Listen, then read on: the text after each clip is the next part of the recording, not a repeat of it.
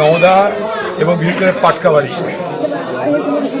এখানকার মানুষ আজকে নয় যুগ যুগ ধরে নিজেদের মধ্যে ভ্রাতৃত্ব সম্প্রীতি সৌহার্দ্যের বাতাবরণ নিয়ে পরিবেশ নিয়ে তারা বসবাস করে, একসঙ্গে তারা ব্যবসা করে, একসঙ্গে জমি চাষ করে, একসঙ্গে আনন্দ উৎসব করে। যেমন দুর্গাপুজো হয় তেমন ঈদও হয়। হঠাৎ করে ব্যতিক্রমী হিসাবে এখানে একটা ছোট্ট ঘটনা ঘটেছিল। সেই ঘটনাটাতে একটা উত্তেজনা তৈরি হয়, হ্যাঁ বলতেই পারেন সাম্প্রদায়িক উত্তেজনা তৈরি হয়। কিন্তু লক্ষণীয় বিষয় হলো যে আমার কাছে যা খবর, মোটামুটি ধরুন ৮০% মানুষ তারা ঝামেলা থামাতে চেয়েছে, ৫-১০% মানুষ তারা উত্তেজনা ছড়াতে চেয়েছে।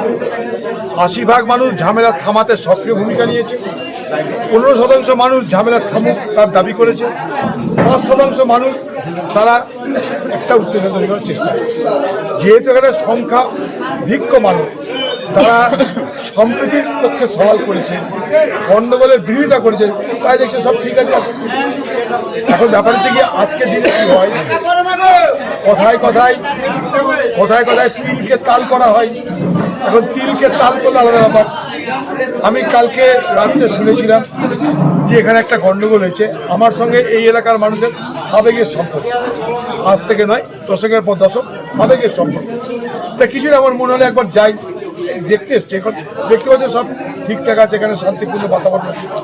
আর আমাদের সব লোকেরা এই যে দেখছেন আলমগীর মাতিন মধু, আমাদের সবাই যারা পরিচিত আছে সবাই কিন্তু এই ব্যাপারে নিজে থেকে নিজের উদ্যোগে শত উদ্যোগে এই গণ্ডগোলটাকে থামিয়েছে।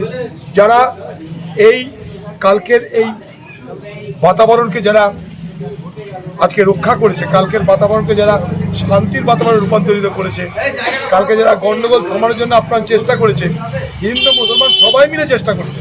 এই বাজারে সবাই একসঙ্গে ব্যবসা করে, এই বাজারে সবাই একসঙ্গে ব্যবসা করে।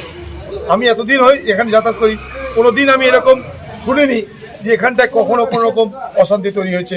কারণ এই এলাকাটা খুব শিক্ষিত লোকদের বসবাস, খুব মানে এরা সংস্কৃতি সম্পন্ন মানুষের বসবাস।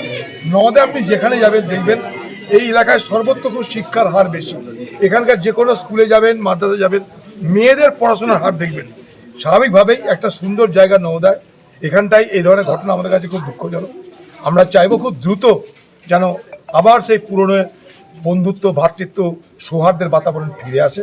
সবারই কাছে অনুরোধ করব যে আপনারা যেমন ছিলেন তেমন থাকুন। আমরা আসবো যাব কোনো ব্যাপার না, কিন্তু আপনারা যেমন ছিলেন তেমন থাকুন। আজকে আপনাদের ভালো, আপনারা যদি ভালো না থাকেন তাহলে আমরাও কেউ ভালো থাকবো না। আপনাদের সকলের জন্য আমি শুভকামনা করি। আমাদের সকল যারা সমর্থক আছে বা সাধারণ সকলকে এখানে আসেন, এখানে আমাদের হাসেন, সেও নিজে দেখুন তার নিজের জায়গায় আমাদেরকে দাঁড় করিয়ে রেখেছে।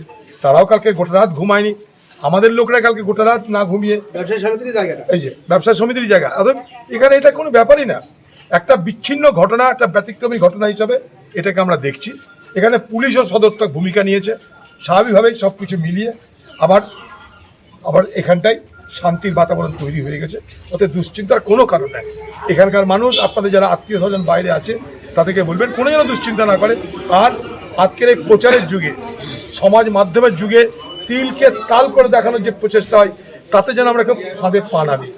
এটা সবথেকে বড় বিপদের কারণ। তিলকে তাল করার যে চেষ্টা হয় সমাজ মাধ্যমে বা প্রচারে, তাতে যেন কেউ আমরা ফাঁদে পা না দিই। এখানে কিচ্ছু নাই, এখানে সব মিটে গেছে, যেমন ছিল তেমন তৈরি হয়ে গেছে। এখানে সবাই ঐক্যবদ্ধভাবে সচেষ্ট হয়ে তাদের পুরনো সম্পর্ক ফিরিয়ে এনে এখানকার বাতাবরণ যেমন ছিল তেমনই তারা আবার ফিরিয়ে আনবে। আমি দৃঢ়তার সঙ্গে বিশ্বাস করি।